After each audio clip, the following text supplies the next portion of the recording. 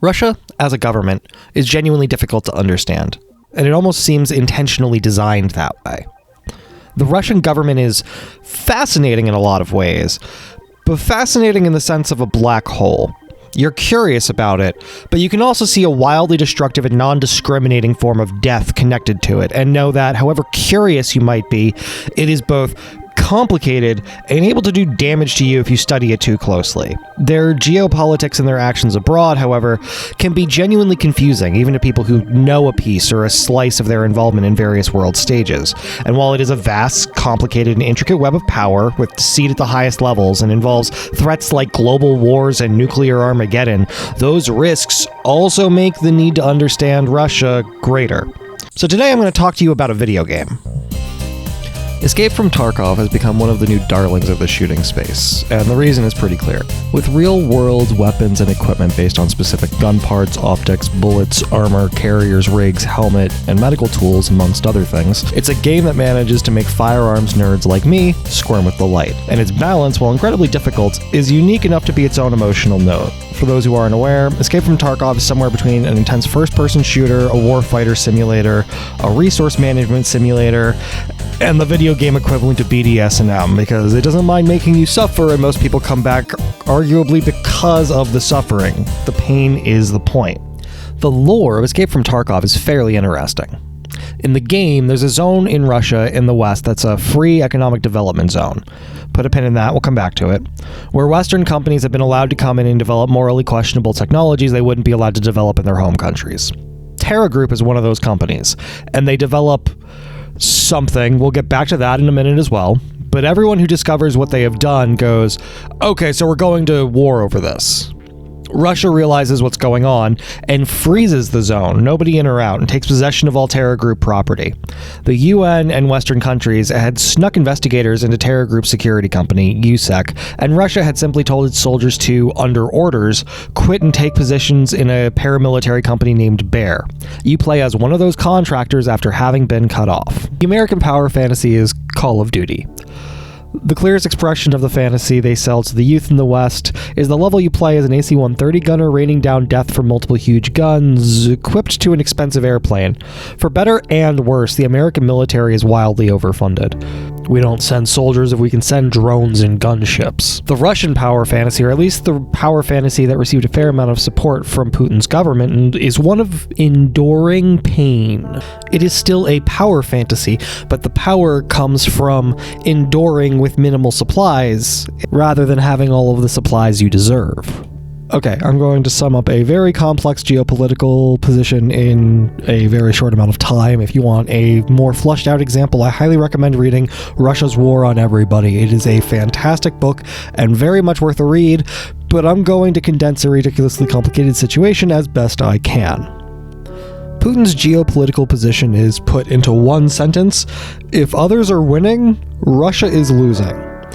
Putin's government is not at war with the West or foreign influence or American subversive forces, although that is how they will frame various fights when convenient. Putin and his cronies do not view the world as separate nations, but rather unconquered territories and enemies of various size and scale. Even their allies are really seen as territories they are in the process of conquering, and in some cases, reconquering.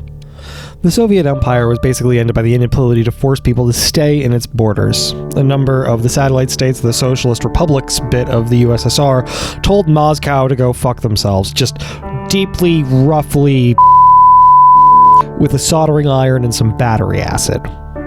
Putin was a KGB operative before the collapse. A lot of his work and what he was doing during this period can be summed up as shoulder shrug. And maybe why are you asking? We do know that at the end of the Union, he was involved in at least one massive document burning where he hid Stasi secret police agent names.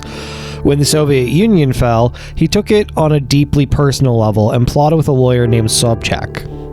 Boris Yeltsin was president, but under him, Putin was nominated prime minister, and a month later, bombings went off in Moscow and Vladivostok in a way that a 14-year-old version of me would call sus. Those bombings were used as justification for invading Chechnya, and Putin gets elected as the last free elected president.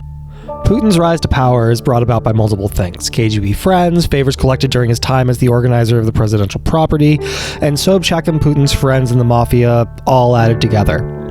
Once that happened, the government and the Russian mob kind of unify as Putin take over, and they're no longer really separate things. Eastern European countries were desperate to join NATO, to the point that they threatened to get nukes if they didn't.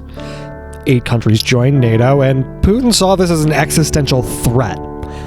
That's NATO preventing Russia from returning to its former glory. Ukraine begins positioning themselves like they might join, and Putin is not having that shit. Not on his backyard. Ukraine has had a lot of Russian interference in their everything, because Putin wants to go back to the days of Ukraine being a Russian state that they can milk for resources. Ukraine was, for obvious reasons, not interested in signing up for a second Holodomor, but the meddling ends up with corruption and a political revolution, as it did manage to fuck up Ukraine's attempt to get into NATO. Putin's solution was to go to war. No, not that one, that was Chechnya. No, not that one, that was Chechnya again. No, not that one, that was Georgia. No, that's Syria. Look, I know there's a lot of Russian interference followed by invasions, but we have clearly been discussing Ukraine. Get it together in the booth. Escape from Tarkov is set in an alternative universe, so it technically does not take place in Ukraine. However, it's worth pointing out that Tarkov is a thing that takes place in a fictional Norving's economic region, an area in the rest of Russia that, well, doesn't exist.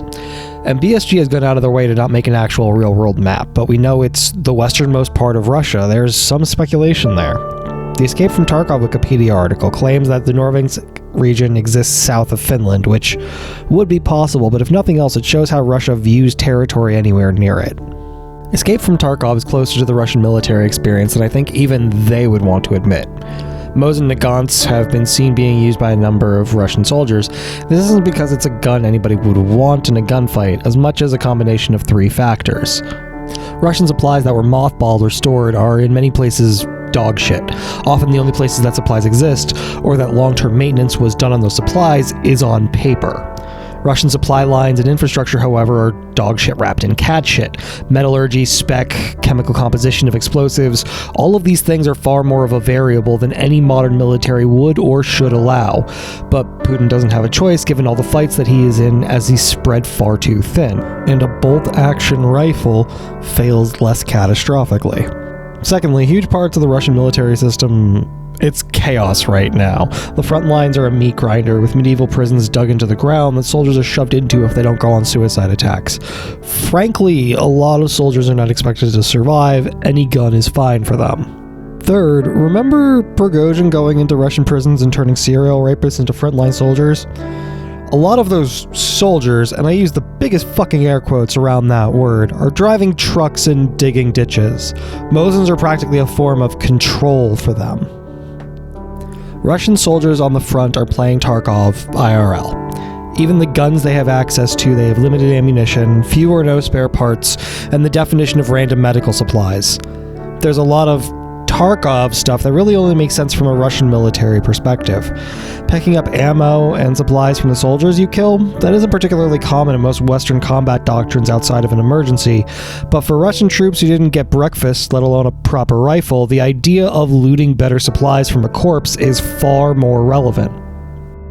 Unrelated but related example, there are plenty of stories of various special forces members picking up a weapon off the ground in Afghanistan and using it in an emergency. That isn't what they intended. In fact, it was against standard operating procedures that were in place, but they were in an emergency and adapted after the plan failed. The point I'm making here is that Putin wants the power fantasy that is sold to Russian men and boys to start with that layer of adaptation because they likely will have no supplies. Think about Western military worshipping video games. The Call of Duty, Battlefield, Rainbow Six feel is you choose exactly what high-end kit you want at the start. It's the loadout phase. Unless it's a looter shooter where the game loop includes picking up map weapons as well as enemy weapons as part of the fun, often denoted by the equipment literally exploding out like a confetti surprise when you kill your opponent or are killed yourself. The rest of the time, your goal is going in with hardcore equipment to do hardcore things. Tarkov, the experience includes a separate element of care for your gear. The battle is complicated and you'll have big moments of struggle and fighting through errors and failings. It is very telling that the de facto Western shooters, even the realistic ones, have guns that shoot basically every bullet that runs through them. Well, Tarkov's experience not only includes jams, but frankly, a gun jamming is the emotional note of Tarkov. You are not the well-equipped, well-supported soldier. You've barely got any ammunition, you're looting supplies. Frankly, you're the ideal Russian soldier, who is dangerous and capable with stolen supplies. Your ideal starting position is starting with nothing. That doesn't faze you, you'll steal from your enemies. It's important to note that Tarkov is possible because of a large amount of money and data that has been provided by the Kalashnikov concern. Who are the Kalashnikov concern? Well, 95% of guns that come from Russia come from them. They own the rights to the AK-47 and 74 families, the RPK, the Dragunov, the SKS, the Makarov, the Grach, the PB pistol, the Saiga 12 shotgun, the Vityaz and Keter SMG, and a bunch of others. They are the ones developing those weapons further for the Russian military in various ways and making the next generation of long arms alongside their factories making the current generation. It is very much worth noting that the Kalashnikov concern is far less of a separate company. Its existence is so intertwined with the Russian government as to make them essentially a puppet. Their choice to give such immense technical support to Escape from Tarkov shouldn't go unnoticed, and it shouldn't be misconstrued as coming from a private company. That is the Russian government giving as direct a support as they are ever likely to.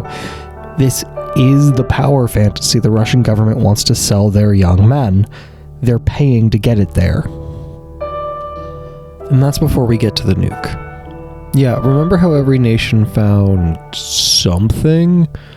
So there's a bunch of contradictory evidence and a bunch of not quite right information, which, yeah, you're playing as an abandoned PMC in a war zone.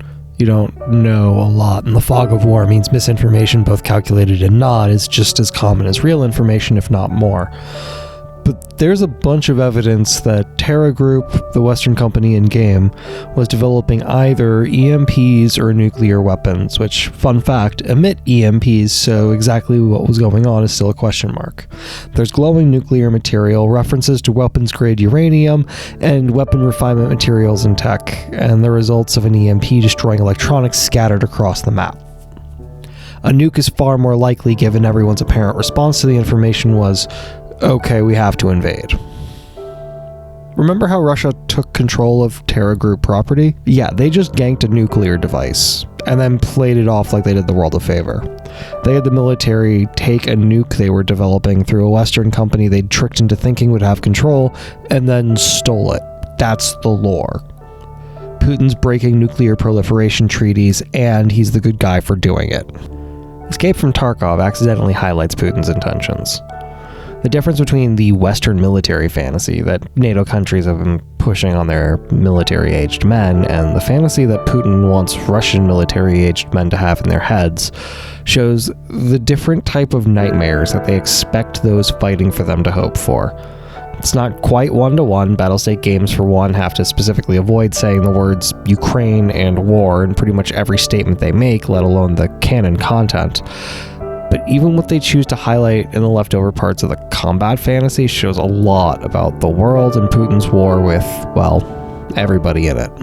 Thank you for tuning in. I genuinely appreciate it. If you want to support me directly, you should support me over on Patreon. These people that you're seeing right now are the reason why I get to continue making this stuff.